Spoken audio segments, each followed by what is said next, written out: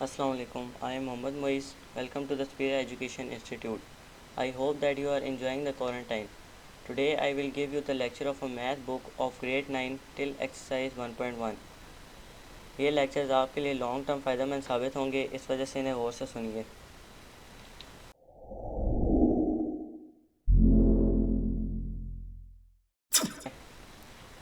हमारे पास ये math book है पंजाब टेक्स्ट बोर्ड की। सबसे पहले हम इस बुक के कंटेंट्स देखते हैं। इसके अंदर हमारे पास 17 चैप्टर्स हैं। यूनिट 1 मैट्रिसेस एंड डिटर्मिनेंट्स है। इसके अंदर हम मैट्रिसेस और डिटर्मिनेंट्स वगैरह के बारे में जानेंगे। यूनिट 2 इसके अंदर रियल एंड कम्प्लेक्स नंबर, हम रियल नंबर्स के बारे में जानेंगे और कम्प्लेक्स नंबर किस तरह के होते हैं उनके बारे में जानेंगे। यूनिट 3 के अंदर लॉगरिथम्स होते हैं कि लॉग किस तरह निकालेंगे, एंटी लॉगरिथम किस तरह निकालेंगे। यूनिट 4 के अंदर अलजेब्राइक एक्सप्रेशन और अलजेब्रिक फार्मूलाज के बारे में पढ़ेंगे। ये हम छोटी क्लास में पढ़ चुके हैं, लेकिन अब नॉलेज और इन्हेंस हो गया, तो इस वजह से 9th क्लास के अंदर भी है। यूनिट 5 के अंदर हम फैक्टराइजेशन के बारे में पढ़ेंगे। यूनिट 6 के अंदर हम अलजेब्राइक मैनिपुलेशन के बारे में पढ़ेंगे कि अलजेब्रा को किस तरह सॉल्व करना है और किस तरह इन सवालों को सॉल्व करना होता है। यूनिट 7 के अंदर हम इक्वेशंस, लीनियर इक्वेशन, इनइक्वालिटीज़ के बारे में पढ़ेंगे। फर्स्ट से लेकर 7 तक तो हम सवाल को सॉल्व करेंगे, मतलब ये सॉल्विंग वाली एक्सरसाइज है। यूनिट 8 जो यूनिट 9 है, ये यूनिट 8 जो है वो लीनियर ग्राफ्स और देयर एप्लीकेशन पे है, और unit 9 introduction to coordinate geometry है। इन यूनिट 8 और यूनिट 9 के अंदर हम ग्राफ्स के मुतालिक पढ़ेंगे, किस तरह चीज़ों को देखकर हम ग्राफ्स बनाते हैं और शेप्स वगैरह बनाते हैं। यूनिट 10 से लेके 16 यूनिट तक इन सारों के अंदर हम थ्योरम पढ़ेंगे। यूनिट 10 के अंदर कॉन्ग्रुएंट ट्रायंगल वाले थ्योरम पढ़ेंगे। यूनिट 10 हमारे चैनल के ऊपर पहले अपलोड हो चुका है, तो आप वहाँ से देख सकते हैं। यूनिट 11 के अंदर हम पैरेललोग्राम्स के थ्योरम प्रूव करेंगे और ट्रायंगल्स के। यूनिट 12 के अंदर हम लाइन बाइसेक्टर और एंगल बाइसेक्टर के बारे में पढ़ेंगे। यूनिट 13 में sides and angle of a triangle के बारे में। Unit 14 ratio and proportion. Unit 15 के अंदर हम ऐसे थ्योरम प्रूव करेंगे जो राइट एंगल ट्रायंगल हो, तो हम पाइथागोरस थ्योरम इन्वॉल्व करेंगे। और यूनिट 16 के अंदर थ्योरम्स हम ऐसे पढ़ेंगे जो रिलेटेड विद एरिया वगैरह हो। यूनिट 17 जो है वो हमारी प्रैक्टिकल ज्योमेट्री है, जिसके अंदर हम शेप्स वगैरह बनाते हैं। अब हम यूनिट 1 मैट्रिसेस एंड डिटर्मिनेंट के साथ स्टार्ट करते हैं। मैट्रिसेस एंड डिटर्मिनेंट्स, इसके अंदर हम मैट्रिसेस के बारे में पढ़ेंगे कि मैट्रिसेस का किसने इंट्रोड्यूस किया और इनकी इंपॉर्टेंस क्या है। फिर मैट्रिसेस किस तरह के होते हैं। फिर addition and subtraction of a matrices पढ़ेंगे, किस तरह करते हैं। फिर मल्टीप्लिकेशन मैट्रिसेस की किस तरह होती है। फिर मैट्रिसेस के मल्टीप्लिकेटिव इन्वर्स किस तरह निकलते हैं। और हम ये भी पढ़ेंगे 1.6 से हमारे पास टॉपिक है सोल्यूशन ऑफ सिमुल्टेनियसली लीनियर इक्वेशन। इसके अंदर हम क्रामर रूल और मैट्रिक्स इन्वर्जन रूल पढ़ेंगे कि हम किस तरह लीनियर इक्वेशन को सॉल्व कर सकते हैं। अब आगे हम अपने टॉपिक पे आते हैं। सबसे पहले हम इंट्रोडक्शन पढ़ते हैं मैट्रिसेस का। The matrices and the determinants are use in the field of mathematics, physics, statistics, electronics and other branches of science. जो मैट्रिसेस होते हैं और डिटर्मिनेंट्स होते हैं वो हम फील्ड ऑफ मैथमेटिक्स के अंदर, फिजिक्स के अंदर, स्टैटिस्टिक के अंदर और इलेक्ट्रॉनिक्स वगैरह और अदर ब्रांचेज ऑफ साइंस के अंदर हम इस्तेमाल करते हैं मैट्रिसेस को, और इनका बहुत इंपॉर्टेंट रोल होता है।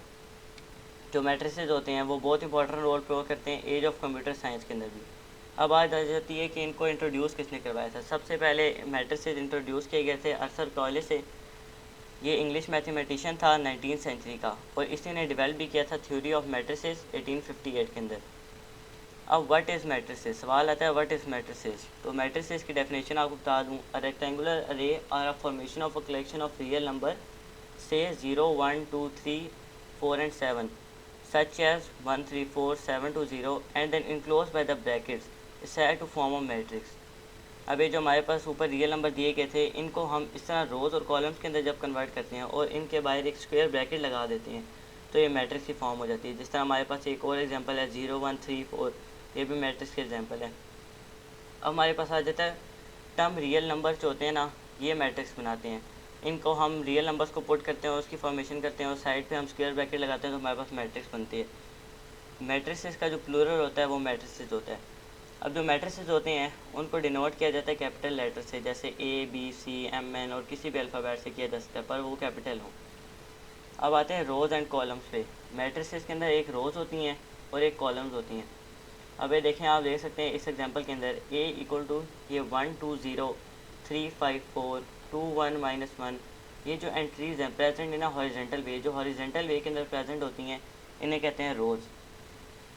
कॉलम्स होते हैं कि जो वर्टिकल वर्टिकल वे के अंदर हों। जिस तरह ये देखें 2 0 3 3 1 2 5 -1 1, ये कॉलम्स हैं। अब आ जाते हैं order of a matrices. Matrices के अंदर अब ऑर्डर होते हैं। ऑर्डर के सबसे निकालने के लिए फार्मूला होता है रो बाय कॉलम, मतलब पहले रो लिखते हैं उसके बाद कॉलम लिखते हैं। अब जिस तरह हमारे पास मैट्रिक्स है एम, इसके अंदर हमारे पास सबसे पहले ये जो 1 2 3 है ये हमारे पास रो है, ये दो हमारे पास रो होगी, मतलब टू हमारे पास रोज़ हैं। उसके बाद हमारे पास कॉलम्स हैं 3, ये देखें 1 2 3। तो हमारे पास क्या बन गया, ऑर्डर हमारे पास इस मैट्रिक्स का बन गया 2/3, मतलब 2 रोज़ हैं और 3 कॉलम्स हैं। तो हमारे पास मैट्रिक्स बन गया 2/3। इससे हम कह भी सकते हैं 2 रोज़ एंड 3 कॉलम्स। इस नाम चले अब फिर आगे चलते हैं। जिस तरह मैट्रिक्स एन है, इसके अंदर भी हमारे पास 3 रोज़ हैं, 3 रोज़ हैं हमारे पास 1 2 3। हमारे पास कॉलम भी 3 है 1 2 एंड 3। तो इसके बाद हमारे पास बन जाएगा 3/3 मैट्रिक्स।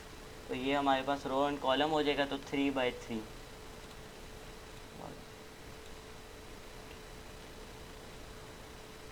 फिर आगे इक्वल मैट्रिसेस। अब इक्वल मैट्रिसेस इक्वल किस तरह हो सकते हैं। अब हम दो मैट्रिक्स ले लेते हैं, जैसे ए एंड बी मैट्रिक्स हो गया 2 मैट्रिसेस।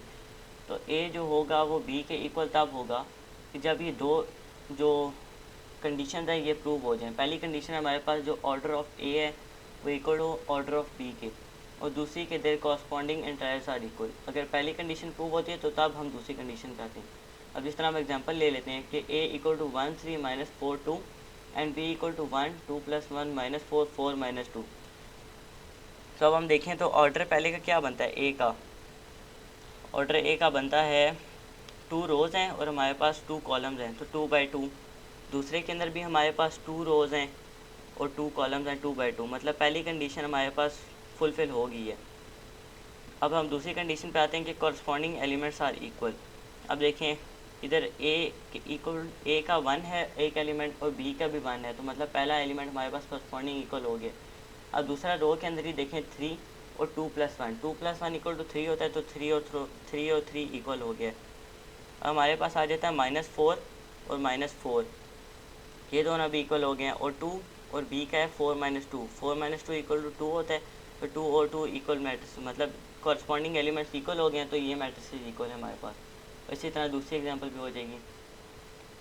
अब हमारे पास एक्सरसाइज 1.1 आ गई है। हम पहला सवाल है find the order of the following matrices.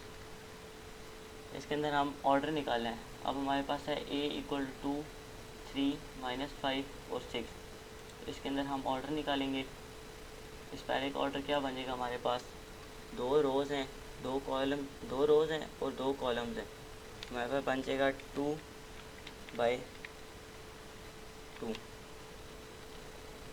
फिर अगला हमारे पास पार्ट है बी पार्ट के अंदर हमारे पास देखें 2 रोज़ हैं और 2 ही कॉलम्स हैं। इसके अंदर भी हमारे पास क्या बन जाएगा 2/2।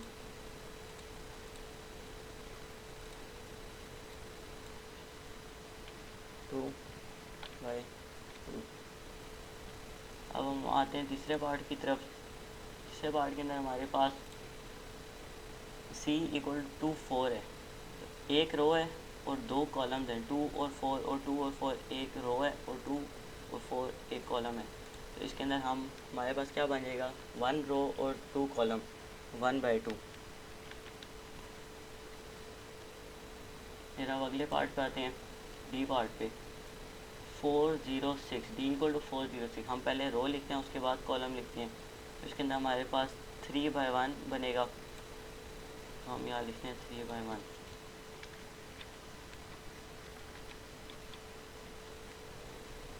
अगले पार्ट पे आते हैं ई = AD BC CF। इसके अंदर हमारे पास AD एक रो, BC एक रो और CF एक रो, मतलब हमारे पास 3 रो बन गई और 2 कॉलम ABCDEF, 3 रो और 2 कॉलम। तो हमारे पास क्या बन जाएगा 3/2, इसका ऑर्डर बन जाएगा 3/2।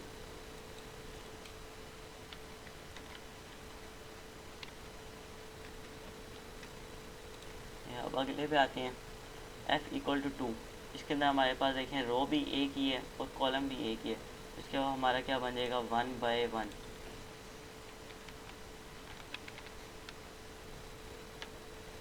अब जी पार्ट पे आते हैं, जी इक्वल टू 2 3 0 1 2 3 2 4 5। इसके अंदर हमारे पास 3 रोज़ हैं और आगे कॉलम गिनते हैं 2 1 2 3 2 4 0 3 5।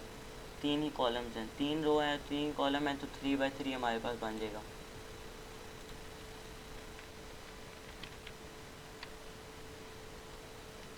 अगले पार्ट पे आते हैं, इसके अंदर हमारे पास h इक्वल टू 2 3 4 है, 1 0 6 है।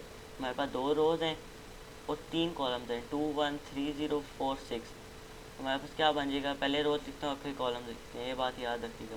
तो 2 रोज़ हैं और 3 कॉलम्स हैं, तो 2/3।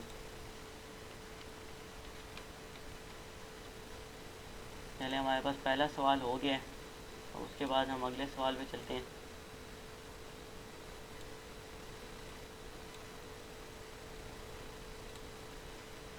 अगला सवाल है, which of the following matrices are equal. हमारे पास कौन से मैट्रिसेस इक्वल हैं। अब ये तो हम देखेंगे कि ऑर्डर हमने देखना था और कॉरस्पॉन्डिंग एलिमेंट देखने थे। अब हम तरतीबवार चलते हैं। ए क्या है, ए इक्वल टू 3 है। अब हम बाकी सारे देखें तो ए इक्वल टू 3 किस पे बन रहे हैं, ये देखें हम बी पार्ट भी नहीं बनता। सी पार्ट देखें, सी इक्वल टू 5 - 2, 5 - 2 क्या होता है 3। तो मतलब ए इक्वल टू सी हमारे पास बन गया है, इक्वल बन गया हमारे पास ए इक्वल टू सी। उसके बाद हम बी पार्ट पे जाते हैं, बी इक्वल टू 3 और 5 आ गया, बी इक्वल टू 3 5। अब हम बाकी देखते हैं, सी तो हमारे पास हो चुके हैं ए और सी। डी हमारे पास नहीं बनता क्योंकि 5 3 है। ई भी नहीं बनता क्योंकि ऑर्डर सेम नहीं है। एफ भी नहीं बनता क्योंकि ऑर्डर सेम नहीं है। उसके बाद हम जी पार्ट पे जाते हैं, जी भी नहीं बनता, एच भी नहीं बन रहा। आई पे जाते हैं, आई देखें तो आई के अंदर क्या है, ऑर्डर सेम है, ऑर्डर दोनों का सेम है, मतलब रो सिंगल है और कॉलम 2 है, 1/3 है, 1/2 है, सॉरी 1/2। तो अब 3 इधर भी एलिमेंट है, उधर भी बी 3 का है, बी का 3 एलिमेंट है। 3 + 2 क्या हो जाता है 5, 5 और 5 दोनों सेम है, तो हमारे पास इस लिहाज से बी इक्वल टू आई है हो जाएगा। अब ए इक्वल टू सी और बी इक्वल टू आई। अब सी पार्ट भी हो गया, अब हम डी पार्ट पे आते हैं, डी इक्वल टू 5 3। अब बाकी देखें, ई भी नहीं हो सकता, एफ भी नहीं, जी भी नहीं, एच भी नहीं, आई हो चुका है और जे भी नहीं। तो मतलब डी एलिमेंट अकेला है, इसके साथ कोई इक्वल टू नहीं है। फिर आगे हम आते हैं ई पार्ट पे, ई इक्वल टू 4 6 0 2। अब इसके अंदर हमारे पास देखें 2 रोज़ हैं और 2 ही कॉलम हैं। तो अब हम देखते हैं एफ़ पार्ट भी नहीं हो रहा, जी पार्ट भी नहीं मिलता जुलता। फिर एच है, एच के अंदर हमारे पास एलिमेंट्स भी सेम है, ऑर्डर भी सेम है, ई इक्वल टू एच हो गया। अब हम बाकी एलिमेंट्स भी देख लेते हैं, शायद कोई और सेम हो सकता है। आई तो हो चुका है। जे पार्ट देखें, जे इक्वल टू 2 + 2 4 होता है, 2 + 4 6 होता है, 2 - 2 0 आ जाता है और 2 + 0 2 होता है। तो ये देखिए हमारे पास एच और ई के दोनों एलिमेंट सेम हो रहे हैं और ऑर्डर भी सेम हो रहे हैं, तो हमारे पास आ जाएगा E equal to H equal to J. इससे हमारे पास E equal to H equal to J हो जाएगा। अब हमारे पास बारी आ गई है एफ़ की। एफ़ इक्वल टू 2 और 6 है, मतलब इसके अंदर हमारे पास 2 रोज़ हैं और सिंगल कॉलम है। अब इसके साथ का हम देखते हैं, बाकी सारे तो हो गए हैं सेट्स। अब हमारे पास मैट्रिसेस हो गए हैं सबसे। अब हम जी पार्ट पे आए जैसे ही, तो जी इक्वल टू 3 - 1 2 और 3 + 3 6 हो गया, तो एफ़ इक्वल टू जी हो गया। इस तरह हमारे पास सारे मैट्रिसेस इक्वल आ गए। चलिए अब हम तीसरे सवाल पे आते हैं, find the values of a b c and d which satisfy the matrix equation. इसके अंदर हमें दिया हुआ है a + d, a + 2bc - 1 4d - 6 equal to 0 3 - 7 2d। तो इसको हम सॉल्व करते हैं। अब आगे ये देखें, सबसे पहले हम c - 1 है, ये हम कॉरस्पॉन्डिंग इंटायर्स थे, c - 1 इक्वल टू 3। हम इक्वेशन पुट करेंगे, 1 इधर जाएगा, प्लस हो जाएगा, c equal to 3 + 1 and c equal to 4। हमारे पास c की वैल्यू आ गई। अब हमारे पास इक्वेशन है a + c इक्वल टू 0। अब हम इसके अंदर जब c की वैल्यू पुट करेंगे तो हमारे पास ऑटोमेटिकली a की वैल्यू आ सकती है। तो हम by putting the value of c, a + 4 equal to 0, 4 0 के साथ माइनस हो जाएगा, तो जाहिर सी बात है a इक्वल टू -4 आ जाएगा। अगली हमारे पास स्टेटमेंट है a + 2b। अब a + 2b करेंगे हम, a + 2b equal to -7 by putting the value of a। अब हम a की वैल्यू पुट करेंगे, -4 + 2b = -7। -4 तो जाके प्लस हो जाएगा, यहाँ हमारे पास आ जाएगा -3। 2 यहाँ मल्टीप्लाई हो रहा है, वहाँ जाके डिवाइड हो जाएगा। b = -3/2। फिर हम इसे डेसिमल फॉर्म में लिखें तो b = -1.5 आ जाता है। उसके बाद अगली हमारे पास इक्वेशन है 4d - 6 = 2d। अब हम 4d 2d यहाँ के माइनस हो जाएगा, -6 वहाँ जाके प्लस हो जाएगा। 4d - 2d = 6। तो हमारे पास आ जाएगा 2d = 6। अब यहाँ मल्टीप्लाई हो रहा है, वहाँ जाके डिवाइड हो जाएगा, तो 6 को डिवाइड करें 2 के साथ तो 3 आ जाता है। तो d की वैल्यू आ जाएगी 3। जिससे हमारे पास सारों की वैल्यू आ गई c = 4, a = -4, b = -1.5 and d = 3। उम्मीद है आज का लेक्चर आपको समझ आया होगा, और अगर कोई क्यूरी है तो कमेंट में पूछ लीजिए, और हमारे चैनल को सब्सक्राइब कीजिए ताकि नए आने वाली वीडियोस आप तक जल्द पहुंच सकें। अल्लाह हाफ़िज़।